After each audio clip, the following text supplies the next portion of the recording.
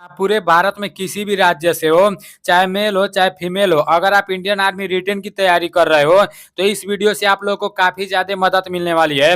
आज के इस वीडियो में टोटल 50 प्रश्न जानेंगे और पूरा प्रश्न समाप्त होने के बाद लास्ट में ईमानदारी पूर्वक से कमेंट करके बताना इन 50 प्रश्नों में से आपका कितना प्रश्न सही हुआ है। अगर 50 प्रश्नों में से 35 से अधिक प्रश्न सही हो रहा है तो आपका मेरिट लिस्ट में नाम आने से कोई नहीं रोक सकता, क्योंकि इसमें जितना भी प्रश्न लिया गया है ना वो थोड़ा हार्ड टाइप का प्रश्न है और ये पूरा का पूरा प्रश्न डीबीडीए ऐप से लिया गया है।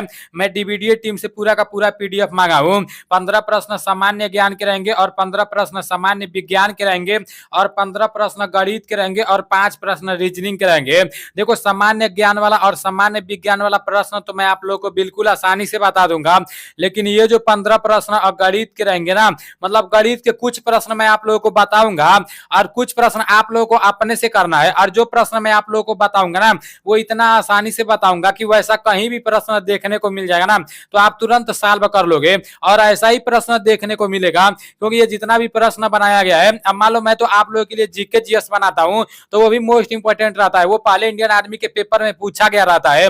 लेकिन ये जो प्रश्न बनाया गया ना ये डिफेंस में पढ़ाते हैं लोग, जैसे ये सर लोग मतलब काफी अच्छे खासे पढ़ाते हैं, बहुत सारे लोगों को फौजी बना चुके हैं, तो उन्हीं द्वारा ये पूरा का पूरा प्रश्न बनाया गया है। इसलिए आप लोगों को सीरियस होकर पढ़ाई करना है। और देखो, कुछ लोग बोल रहे थे ना भाई डीवीडी ऐप में फ्री टेस्ट नहीं मिल रहा है, आप कहां से बता रहे हो फ्री टेस्ट मिल रहा है। इतने लोग अच्छे से देख लो, ये रहा डीवीडी ऐप, ये डीवीडी ऐप प्ले स्टोर पर मिल जाएगा और मैं आप लोगों को फ्री वाला टेस्ट भी दिखा दे रहा हूं। और ये 99 रुपया जो लिखा गया है ना, 99 रुपये में 20 को प्रैक्टिस सेट मिलेगा, तो यहाँ से 99 रुपया पे करना पड़ेगा। अगर आपके पास पैसा नहीं है, 99 रुपया पे नहीं कर रहे हो, तो इस ऐप को डाउनलोड कर लेना। और ये जो 3 डॉट दिखाई दे रहा है ना, इस पर आप लोग क्लिक करना है। उस पर क्लिक करने के बाद देखो यहाँ पर लिखा गया है फ्री टेस्ट, देखो यहाँ पर लिखा गया है फ्री टेस्ट। जब फ्री टेस्ट पर क्लिक करोगे ना तो आपके सामने पूरा का पूरा टेस्ट खुलकर आ जाएगा। यहाँ पर अभी देखो नो टेस्ट दिखा रहा था ना, देखो यहाँ पर सब दिखाने लगा। पता नहीं आप लोग किस तरह से बोल रहे हो कि नहीं दिखा रहा है, नहीं दिखा रहा है। टेस्ट दिया हूँ तो इसमें अब मैं टेस्ट नहीं दे पाऊंगा, इसमें भी टेस्ट दे चुका हूँ तो इसमें भी नहीं दे पाऊंगा, और नीचे भी पूरा का पूरा टेस्ट मैं दे चुका हूँ, और ऊपर अभी कुछ बचा है मैं आज दे लूंगा। एक दिन में 2-2 प्रैक्टिस सेट लगाता हूँ। मोबाइल में अगर नो फाउंड लिख रहा होगा ना तो टेंशन नहीं लेना, दोबारा ट्राई करना, दोबारा इस ऐप को खोलना। कभी कभी सर्वर प्रॉब्लम से ना मतलब जैसे दिक्कत होता है, लेकिन भाई फ्री टेस्ट यहाँ पर लगा सकते हो। देखो यहाँ पर अटेम्प्ट लिखा गया है, इस पर क्लिक करना है। देखो आप लोगों को नेक्स्ट पर क्लिक करना है, और जैसे ही नेक्स्ट पर क्लिक करोगे देखो सामान्य ज्ञान के 15 प्रश्न मिल जाएंगे, सामान्य विज्ञान के 15 प्रश्न मिल जाएंगे, गणित के 15 प्रश्न मिल जाएंगे और रीजनिंग के 5 प्रश्न मिल जाएंगे। इस पर आप लोगों को क्लिक करना है। इस पर क्लिक करने के बाद अटेम्प्ट टेस्ट पर क्लिक करना है। ये फ्री टेस्ट है, ठीक है ना, ये फ्री टेस्ट है। 10 प्रश्न समाप्त हो जाएगा ना तो यहाँ आपका टाइम ओवर हो जाएगा, और जब टाइम ओवर हो जाएगा तो सबमिट कर देंगे। सबमिट करने के बाद से मतलब हमको ये बता देगा कि हमारा कितना नंबर है, कि माइनस मार्किंग की सब काट के बता देता है। तो यही इसमें फायदा होता है, जब प्रैक्टिस सेट लगाते हैं ना तो हमको अपने औकात का अंदाजा लग जाता है। लोग संभल के रहना, क्योंकि आज का प्रश्न थोड़ा हार्ड रहने वाला है। सबसे पहला प्रश्न है दार्जिलिंग किस राज्य में स्थित है। आपके सामने 4 ऑप्शन है, असम, पश्चिम बंगाल, सिक्किम और हिमाचल प्रदेश। इसका राइट आंसर पश्चिम बंगाल हो जाएगा। Paschim Bangal is right answer. Darjeeling किस राज्य में स्थित है, पश्चिम बंगाल में स्थित है। नेक्स्ट प्रश्न है अर्जेंटीना के घास के मैदानों को कहा जाता है। अर्जेंटीना के घास के मैदानों को क्या कहा जाता है। आपके सामने 4 ऑप्शन है, पंपास, सिल्वास, सैंटोस और मोन्टाना। इसका राइट आंसर पंपास हो जाएगा। Pampas is right answer. Next प्रश्न है वाल्मीकि वन्य जीव अभ्यारण्य किस राज्य में है।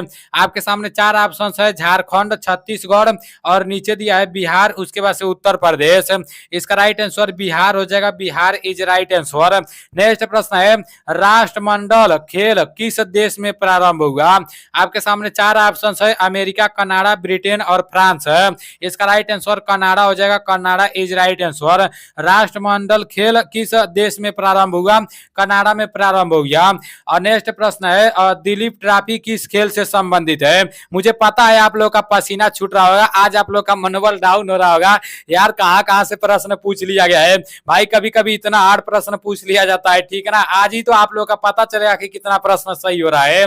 आपके सामने 4 ऑप्शन है, क्रिकेट, फुटबॉल, टेनिस और हॉकी। तो इसका राइट आंसर क्रिकेट हो जाएगा। Cricket is right answer. Dilip trophy किस खेल से संबंधित है, क्रिकेट से संबंधित है। मैं आप लोगों को कल ही बताया था कि दिलीपवा क्रिकेट से संबंधित है। नेक्स्ट प्रश्न है कि फुगड़ी किस राज्य का नृत्य है। फुगड़ी किस राज्य का नृत्य है। आपके सामने 4 ऑप्शन है, मध्य प्रदेश, राजस्थान, गोवा और महाराष्ट्र। इसका राइट राइट आंसर गोवा हो जाएगा, Goa is right answer. Next प्रश्न है गोल गुंबज कहाँ स्थित है? ये प्रश्न मैं आप लोगों को कई बार बता चुका हूं। आपके सामने चार ऑप्शन है, कर्नाटक और नीचे दिया है बिहार, उसके बाद से महाराष्ट्र, उसके बाद से राजस्थान। इसका राइट आंसर कर्नाटक हो जाएगा, कर्नाटक इज राइट आंसर। बोला गया है गोल गुंबज कहाँ स्थित है, तो गोल गुंबज कर्नाटक में स्थित है। नेक्स्ट प्रश्न है कि बद्रीनाथ किस नदी के किनारे स्थित है? बद्रीनाथ किस नदी के किनारे स्थित है? आपके सामने चार ऑप्शंस है, चंबल, अलकनंदा, गंगा और सरयू। तो इसका राइट आंसर क्या हो जाएगा? इसका राइट आंसर अलकनंदा हो जाएगा, Alaknanda is right answer. Badrinath किस नदी के किनारे स्थित है? अलकनंदा के किनारे स्थित है। नेक्स्ट प्रश्न है विश्व जनसंख्या दिवस कब मनाया जाता है? मैं आप लोगों को अभी कल ही बताया था विश्व जनसंख्या दिवस कब मनाया जाता है। आपके सामने चार ऑप्शन है, 26 जुलाई, 11 जुलाई और 11 नवंबर और 12 अगस्त। इसका राइट आंसर 11 जुलाई हो जाएगा, 11 जुलाई इज राइट आंसर। विश्व जनसंख्या दिवस कब मनाया जाता है? 11 जुलाई को मनाया जाता है। नेक्स्ट प्रश्न है भारत रत्न पुरस्कार कब प्रारंभ हुआ? ये भी मैं आप लोगों को कई बार बता चुका हूं, भारत रत्न पुरस्कार कब प्रारंभ हुआ। आपके सामने चार ऑप्शन है, 1954, 1969, 1970 और 1930 है। इसका राइट आंसर 1954 हो जाएगा, 1954 is right answer. Bharat Ratna पुरस्कार कब आरंभ हुआ? ये 1954 में हुआ। नेक्स्ट प्रश्न है कामसूत्र पुस्तक के लेखक कौन है? आपके सामने चार ऑप्शन है, वात्स्यायन, उसके बाद से कल्हड़ दिया है, उसके बाद से कालिदास दिया है, उसके बाद से नागसेन दिया है। इसका राइट आंसर वात्स्यायन हो जाएगा, Vatsyayan is right answer. Kamasutra पुस्तक के लेखक कौन है? वात्स्यायन है। नेक्स्ट प्रश्न है कि उस्ताद बिस्मिल्लाह खान किस वाद्य यंत्र से संबंधित है? ये प्रश्न तो मैं आप लोगों को अभी सुबह में ही बताया था। उस्ताद बिस्मिल्लाह खान किस वाद्य यंत्र से संबंधित है? आपके सामने चार ऑप्शन है, सितार, गिटार, संतूर और शहनाई। तो इसका राइट आंसर शहनाई हो जाएगा, शहनाई इज राइट आंसर। सुबह में पूछा गया था, इसी को घुमाकर सुबह में पूछ दिया गया था। नेक्स्ट प्रश्न है वित्तीय आपातकाल किस अनुच्छेद में है? आपके सामने चार ऑप्शन है, 352, 360, 252 और 250 है। इसका राइट आंसर क्या हो जाएगा? यहाँ इसका राइट आंसर 360 हो जाएगा, 360 इज राइट आंसर।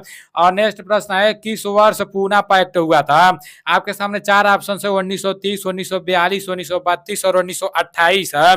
इसका राइट आंसर 1932 हो जाएगा, 1932 इज राइट आंसर। नेक्स्ट प्रश्न है वर्तमान में भारत के विदेश मंत्री कौन है? ये मैं आप लोग को अभी कल ही बताया था।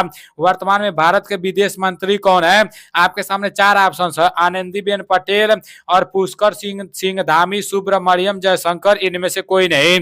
इसका राइट आंसर सुब्रमण्यम जयशंकर हो जाएगा, Subrahmanyam Jaishankar is right answer. अभी आप लोग के सामान्य ज्ञान के 15 प्रश्न समाप्त हो चुके हैं। 15 प्रश्न में तो आपका पसीना पसीना छूट गया होगा। अब 15 प्रश्न सामान्य विज्ञान के देख लेते हैं। टेंशन नहीं लेना मेरे भाई।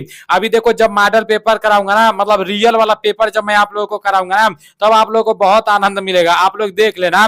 अभी उसका पूरा का पूरा इंतजाम कर रहा हूं। मेरे पास पिछले कई वर्षों का इंडियन आर्मी का ओरिजिनल पेपर आ चुका है, आप ही लोगों के माध्यम से आया है, तो वो भी मैं आप लोगों को कराऊंगा। ठीक है ना, टेंशन नहीं लो। अभी तो सारा का सारा डाटा इकट्ठा कर रहा हूँ। देखो यार, मैं आप लोगों को जो बता रहा हूँ ना, वही मेरा पढ़ाई हो पा रहा है। एक्स्ट्रा मैं कुछ नहीं पढ़ पा रहा हूँ, क्योंकि जितना मैं आप लोगों को बता रहा हूँ ना, इसको पढ़ रहा हूँ, लिख रहा हूँ, इसी को आप लोगों को बता रहा हूँ और इसी को मैं भी याद कर रहा हूँ। तो आप लोग ये नहीं सोचना कि भाई हमको जो बता रहा है ये नीलेश नहीं याद कर रहा होगा, नीलेश भाई दूसरा कुछ पढ़ रहा होगा। तो ऐसी कोई बात नहीं है। जो मैं आप लोगों को बता रहा हूँ ना, वही तैयारी मेरा भी हो रहा है, आप लोग के साथ ही साथ मेरा भी तैयारी हो रहा है और मेरा कुछ एक्सपीरियंस भी हो रहा है। देखो सामान्य विज्ञान का पहला प्रश्न है, किस धातु को चाकू से काटा जा सकता है? आपके सामने चार ऑप्शन है, सोडियम, जिंक, लोहा और बेरियम। ये भी मैं आप लोगों को कई बार बता चुका हूँ। किस धातु को चाकू से काटा जा सकता है? सोडियम को, sodium is right answer. Next प्रश्न है कार्बन मोनोऑक्साइड का सूत्र है। कार्बन मोनोऑक्साइड का सूत्र क्या होता है? आपके सामने चार ऑप्शन है, CO2, NO2, C3 और CO। इसका राइट आंसर CO हो जाएगा, CO is right answer. Carbon monoxide का सूत्र CO होता है। नेक्स्ट प्रश्न है एंगस्ट्रॉम किसकी इकाई है? आपके सामने चार ऑप्शन है, वेग, तीव्रता, तरंग दैर्घ्य और तारत्व। इसका राइट आंसर तरंग दैर्घ्य हो जाएगा, तरंग दैर्घ्य इज राइट आंसर। नेक्स्ट प्रश्न है किस वैज्ञानिक ने अतिरिक्त नियम दिया था? आपके सामने चार ऑप्शन है, डोबेराइन और न्यूलैंड्स, मेंडल और मोसले। इसका राइट आंसर डोबेराइन हो जाएगा, डोबेराइन इज राइट आंसर। नेक्स्ट प्रश्न है स्तनधारी के हृदय में कितने कोष्ठ होते हैं? मोस्ट इंपोर्टेंट प्रश्न है। आपके सामने सामने 4 ऑप्शंस है, 2, 3, 4 और 5 है। इसका राइट आंसर 4 हो जाएगा, 4 इज राइट आंसर। नेक्स्ट प्रश्न है, विषाणु के खोजकर्ता है, विषाणु के खोजकर्ता कौन है? आपके सामने 4 ऑप्शंस है, ल्यूएनहाक, फंक, इवानोवास्की और हॉलकट है। इसका राइट आंसर क्या हो जाएगा? विषाणु के खोजकर्ता इवानोवास्की है, इवानोवास्की इज राइट आंसर। और जीवाणु के खोजकर्ता कौन है? ल्यूएनहाक है। अपने आप लोग अपने कॉपी में लिख लेना, विषाणु के खोजकर्ता इवानोवास्की है और जीवाणु के खोजकर्ता ल्यूएनहाक है, ठीक है ना। अब नेक्स्ट प्रश्न है कि जब कार्बन को ऑक्सीजन के साथ जलाया जाता है तो क्या उत्पन्न होता है? जब कार्बन को ऑक्सीजन के साथ जलाया जाता है तो क्या उत्पन्न होता है? आपके सामने 4 ऑप्शंस है, मेथेन, नाइट्रोजन, कार्बन डाइऑक्साइड और ऑक्सीजन। इसका राइट आंसर कार्बन डाइऑक्साइड होगा, carbon dioxide is right answer. जब कार्बन को ऑक्सीजन के साथ जलाया जाता है तो क्या होता है? कार्बन डाई उत्पन्न होता है। प्रश्न है, शरीर में एमिनो अम्ल की संख्या होती है। मैं आप लोग को ये प्रश्न कई बार बता चुका हूँ, शरीर में एमिनो अम्ल की संख्या कितनी होती है? आपके सामने 4 ऑप्शंस है, 10, 6, 15 और 20। इसका राइट आंसर 20 हो जाएगा, 20 इज राइट आंसर। शरीर में एमिनो अम्ल की संख्या 20 होती है। नेक्स्ट प्रश्न है, वाटर गैस का रासायनिक सूत्र है, वाटर गैस का रासायनिक सूत्र क्या होता है? आपके सामने 4 ऑप्शंस है, CH4 और COH2 और D2O और लास्ट में दिया CO प्लस N2। इसका राइट आंसर हो जाएगा CO plus H2O, CO plus H2O is right answer. Next प्रश्न है, लीवर के संश्लेषण में मदद करता है। आपके सामने 4 ऑप्शन है, प्रोटीन, कार्बोहाइड्रेट, वसा और सभी। इसका राइट आंसर सभी हो जाएगा, सभी इज राइट आंसर। नेक्स्ट प्रश्न है कि वाहनों में अपचय दर्पण के रूप में प्रयुक्त होता है। आपके सामने 4 ऑप्शन है, समतल दर्पण, उभय लेंस, उत्तल दर्पण और अवतल दर्पण। इसका राइट आंसर उत्तल दर्पण हो जाएगा, उत्तल दर्पण इज राइट आंसर। वाहनों में कौन सा दर्पण प्रयोग किया जाता है? उत्तल दर्पण प्रयोग किया जाता है। नेक्स्ट प्रश्न है, एक स्वस्थ मनुष्य का रक्तदाब होता है। ये तो हर बार पूछा जाता है, हमें लगता है कि सभी के आरो में सभी के शिफ्ट में ये प्रश्न पूछा जाएगा। ये प्रश्न मैं कई बार बता चुका हूँ। एक स्वस्थ मनुष्य का रक्तदाब होता है, कितना होता है? आपके सामने 4 ऑप्शन है, 60 से 80 mm, 120 से 80 mm, 120 से 140 mm, 60 से 40 mm। इसका राइट आंसर 120 से 80 mm हो जाएगा, 120 से 80 mm इज राइट आंसर।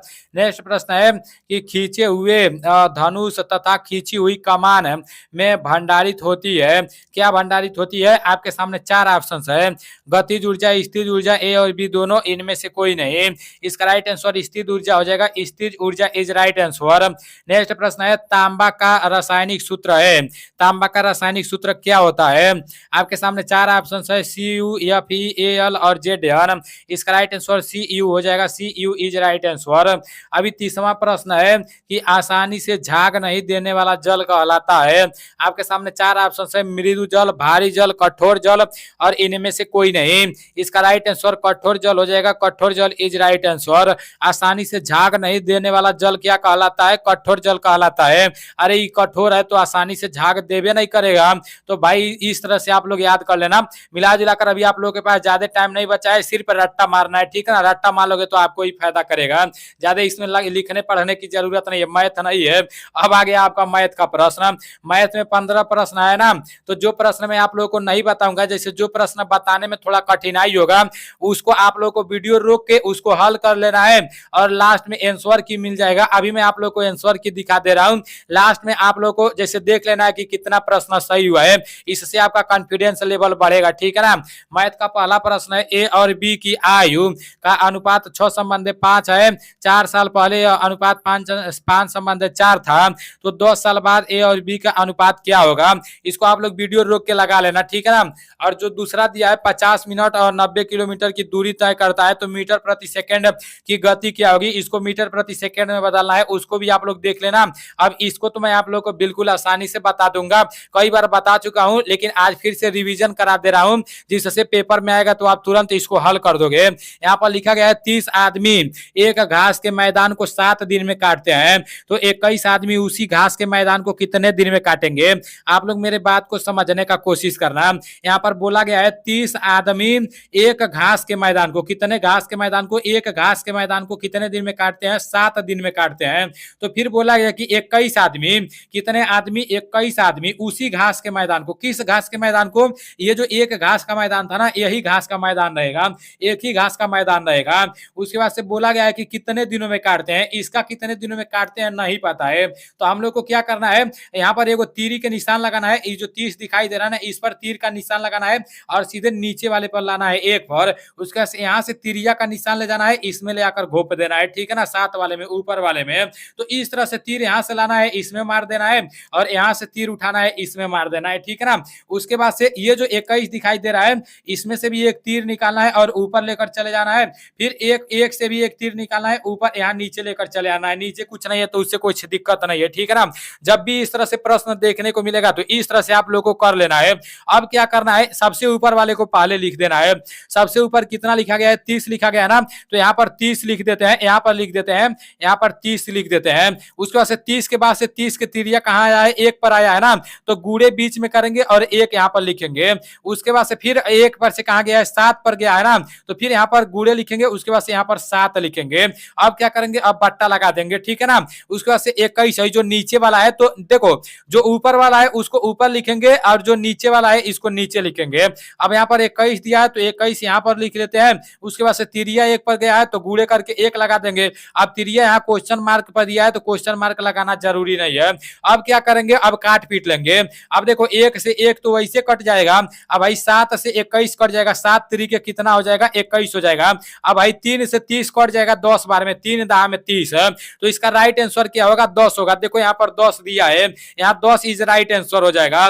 बोला गया था ना कि 30 आदमी एक घास की मैदान को 7 दिनों में काट सकते हैं, तो 21 आदमी उसी घास के मैदान को कितने दिनों में काटेंगे, तो 10 दिनों में काटेंगे। आप लोग को ज्यादा कुछ करने का जरूरत ही नहीं है, बस अगर लिखना जान जाओगे ना तो सवाल लगाना भी जान जाओगे।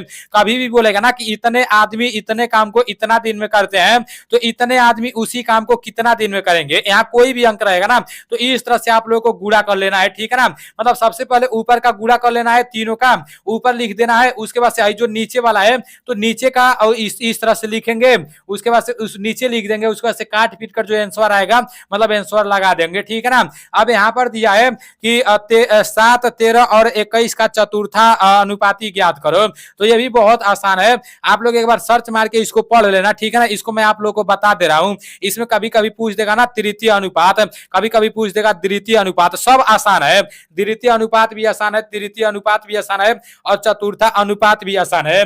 चतुर्था अनुपात में क्या करना है मैं आप लोग को बता दे रहा हूँ। देखो यहाँ पर लिखा गया 7, 13 और 21, तो आप लोग को ज्यादा कुछ करने की जरूरत नहीं है। 7 लिख देना है, उसके बाद से आप लोग को फिर से 13 भी लिख देना है, उसके बाद से यहाँ पर 21 लिखा है ना तो 21 लिख देना है। अब यहाँ पर चतुर्थास्ति बोला है ना, देखो यहाँ पर चतुर्था अनुपात बोला है ना, यहाँ पर मैं एक बार और लिख दे रहा हूँ 7 और 13 और 21। यहाँ चतुर्था अनुपात लिखा है तो यहाँ तो सिर्फ 3 को हो रहा है। अब लास्ट में कुछ नहीं है तो x लगा देना है। अब क्या करना है, बीच वाले का बीच वाले से गुणा कर देना है और लास्ट वाले का लास्ट वाले से गुणा कर देना है।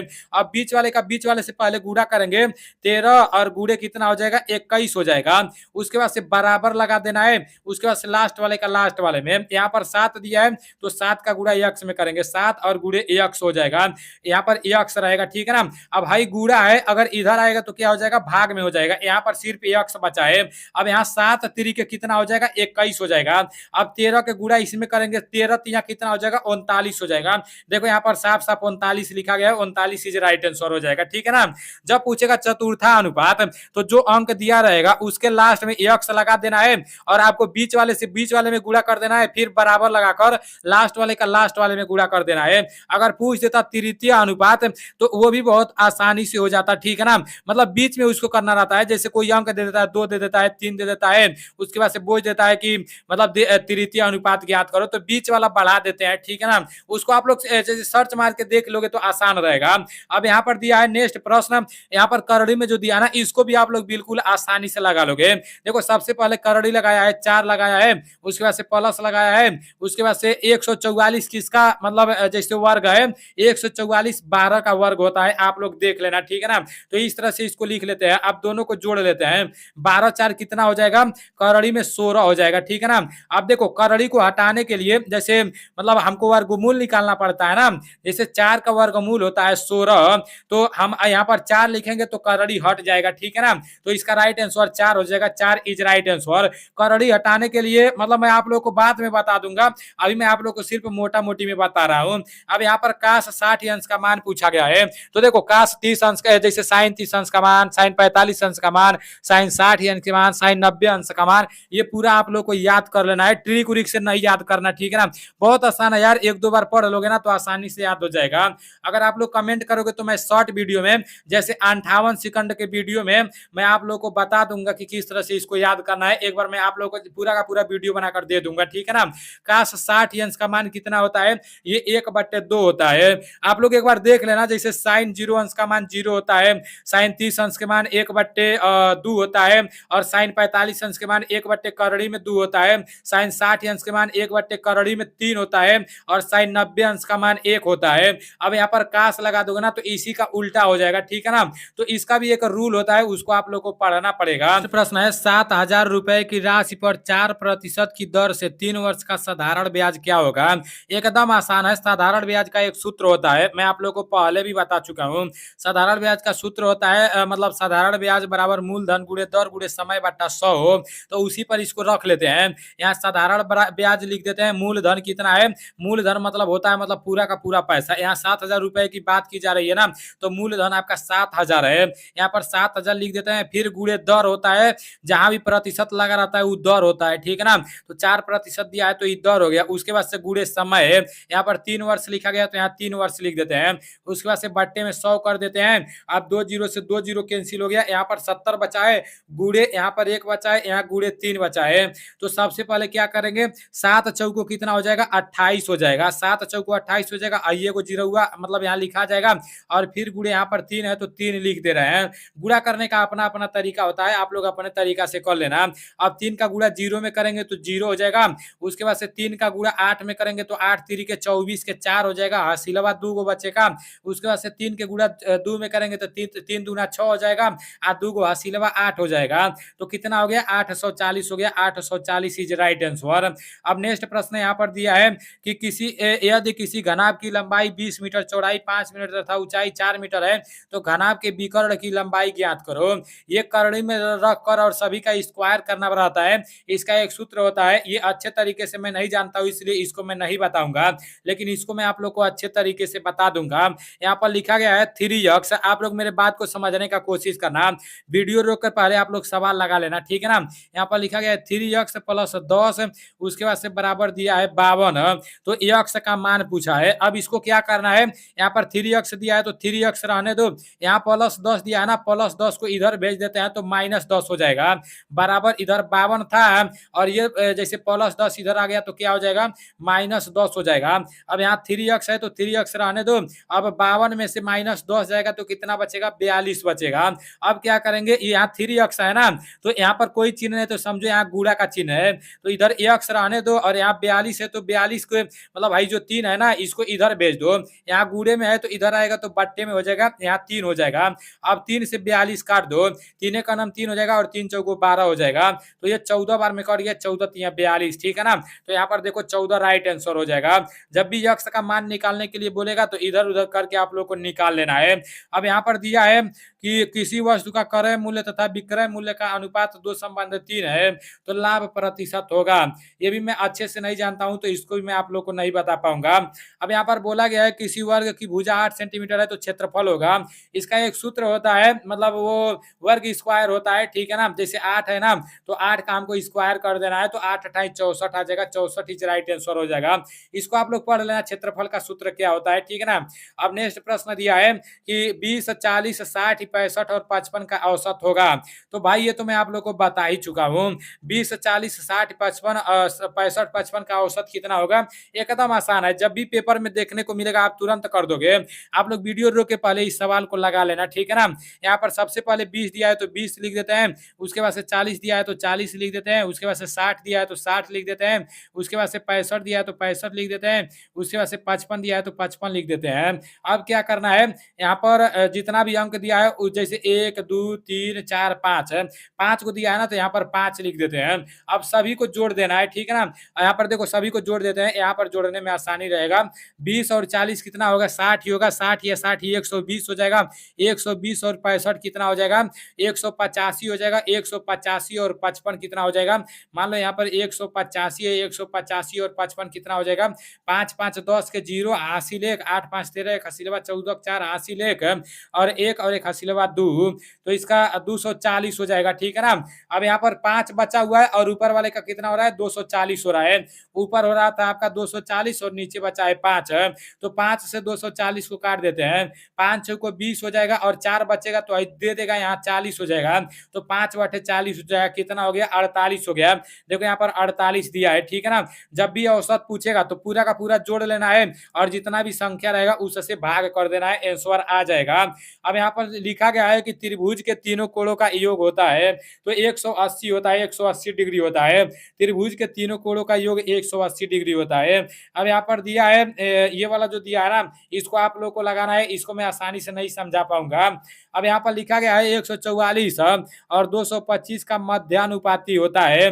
ये भी बहुत आसान है, 144 और 225 का मध्यानुपाती बोला है ना, आपको यहाँ पर 144 लिख देना है। उसके बाद से यहाँ पर आपको यक्ष लिखना है, फिर से यक्ष लिखना है।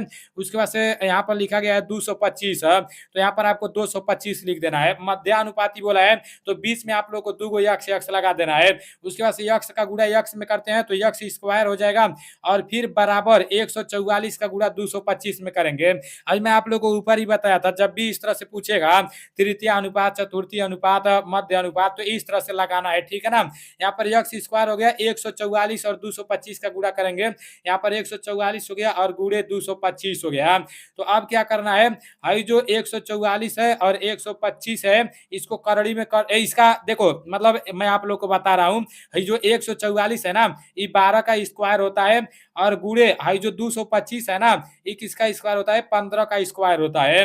तो जब जैसे मान लो इसको वर्गमूल लिख रहे हैं तो करड़ी में इसको करना पड़ेगा और इधर एक्स स्क्वायर तो है ही है। अब जब ई स्क्वायर घटेगा ना, जैसे स्क्वायर को जब हम लोग हटाएंगे तो हाई करड़ियों हट जाएगा, स्क्वायर से करड़ी कट जाता है, तो एक्स बराबर 12 गुणे 15 आ जाएगा।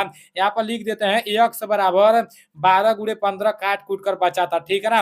अब 12 में 15 का गुणा करेंगे तो कितना हो जाएगा, 12 में 15 का गुणा करके देख लेते हैं कितना होता है। यहाँ पर 12 रहेगा, यहाँ पर 15 रहेगा। अब देखो 5 दूना 10 के 0, हासिल 1, 5 का नाम 5, एगो हासिल 6 और एक एक का 2 में करेंगे तो 2 हो जाएगा। उसके बाद से यहाँ पर 1 का 1 में करेंगे तो 1 हो जाएगा। उसके बाद से यहाँ 0 हो जाएगा और 6 2 8 हो जाएगा और यहाँ 1 बचा है तो 1 हो जाएगा। 180 यहाँ पर दिया है, 180 राइट आंसर हो जाएगा। अब देखो अभी आपका मैथ का भी सारा का सारा प्रश्न समाप्त हो चुका है। अगर इस तरह से पेपर में पूछ देगा ना तो मैं भी मैथ का रुआ रुआ छोड़ा दूंगा। अगर अग्निवीर के पेपर में मतलब इस तरह से मैथ पूछ दिया तो इस तरह से रेगुलर प्रैक्टिस करता रहूंगा ना तो भाई एक ना एक दिन तो कहीं ना कहीं तो कामयाबी मिल जाएगी। और जिस दिन कामयाबी मिलेगी ना आप लोग भी खुश हो जाएंगे, मैं भी खुश हो जाऊंगा और मेरे माता पिता भी खुश हो जाएंगे और पूरा गाँव वाले भी खुश हो जाएंगे। वैसे गाँव वाले खुश रहने वाले नहीं है, ठीक है ना। यहाँ पर 46 वाला जो रीजनिंग है इसको भी देख लेते हैं। यहाँ BCD दिया है, उसके बाद से GFE दिया है, उसके बाद से HIJ दिया है। तो समझने का आप लोग कोशिश करना, रीजनिंग में समझा जाता है, ठीक है ना। यहाँ दे दिया है सीधा सीधा BCD, लेकिन यहाँ पर उल्टा दे दिया है। देखो इधर से देखोगे EFG और फिर यहाँ सीधा दे दिया है HIJ। तो उसके बाद से इधर क्या आएगा, मतलब HIJ, जे पर से क्या आएगा, जे पर से आएगा के, उसके बाद से यल, उसके बाद से एम। तो इसी को उल्टा लिख देते हैं, एक बार सीधा लिखा है एक बार उल्टा लिखा है। तो सबसे पहले एम लिख देंगे, उसके बाद से यल लिख देंगे, उसके बाद से के लिख देंगे। अब यहाँ पर देखते हैं एम एल के कहाँ पर दिया है, देखो यहाँ पर दिया है एम एल के, ये राइट आंसर हो जाएगा। अब यहाँ पर लिखा गया है 3 10 24 52 108 है। इसमें आप लोग को अपना दिमाग दौड़ाना है, ठीक है ना। इतना तेजी से इसमें मेरा दिमाग नहीं चल पाएगा, ये वाला रीजनिंग थोड़ा हार्ड लग रहा है इसलिए। अब यहाँ पर दिया है कि यदि कैलेंडर को कैलेंडर लिखा जाए तो यहाँ पर कुछ लिखा गया है, इसको क्या लिखा जाएगा। तो देखो यार ये जो कैलेंडर लिखा गया है ना आप लोग समझने का कोशिश करना है। इसी को छरिया इधर उधर घुमा दिया है, यहाँ सी लिखा है यहाँ सी लिखा है, लेकिन यहाँ ए लिखा है ना तो ये एल के बाद लिख दिया है। यहाँ पर देखो यहाँ सी लिखा है यहाँ सी लिखा है, यहाँ ए लिखा है ना तो ए दूसरा नंबर पर दे दिया है और जो दूसरा नंबर वाला है वो आगे लिख दिया है। तो इसी तरह से इसमें भी कर लेना है, सी लिख देना है और जो है आर है इसको आर को आगे कर लेना है, और जो है आई है आई को बाद में कर लेना है। फिर यहाँ सी दिया है, फिर यू दिया है, तो यू को आगे कर लेना है और सी को बाद में कर लेना है। उसके बाद से फिर ए को आगे कर लेना है, एल को बाद में कर देना है, फिर आर को कर देना है। तो C R I U C A L R है, ये वाला राइट आंसर है। ठीक है ना, आप लोग देख लेना, मिला लेना। अब यहाँ पर दिया है, ये तो एकदम आसान है, ये तो सब लोग कर लेंगे। 3 का स्क्वायर कितना होता है? 9 होता है। और 4 का स्क्वायर कितना हो जाएगा? 16 हो जाएगा। 16 इज राइट आंसर हो जाएगा। अब देखो यहाँ लंबाई का मीटर दे दिया है, तो शक्ति का वाट हो जाएगा, तो वाट इज राइट आंसर हो जाएगा। अभी आप लोग के 50 प्रश्न समाप्त हो चुके हैं। 50 प्रश्नों में से कितना प्रश्न सही हुआ है ईमानदारी पूर्वक से कमेंट करके बता देना। और ये डीवीडी ऐप का पूरा जैसे जितना भी ये पीडीएफ है ना, ये सब कुछ मैं टेलीग्राम चैनल पर भेज दूंगा। टेलीग्राम चैनल नीलेश ब्लॉग के नाम से है, उसका लिंक मैं डिस्क्रिप्शन में भी दे दूंगा। और बहुत सारे लोगों के पास मेरा व्हाट्सअप नंबर भी चला गया है, तो आप लोग व्हाट्सअप पर ज्यादा एसएमएस नहीं करना मेरे भाई, क्योंकि मैं भी पढ़ाई लिखाई करता हूँ। जितना भी इंपॉर्टेंट बात रहेगा वो मैं आप लोग को बता दूंगा। आप लोग को उदास होने की जरूरत नहीं है, निराश होने की जरूरत नहीं है। चलो ठीक है, मिलते हैं अगले वीडियो में। ओरिजिनल पेपर वाले वीडियो का इंतजार करना। जय हिंद।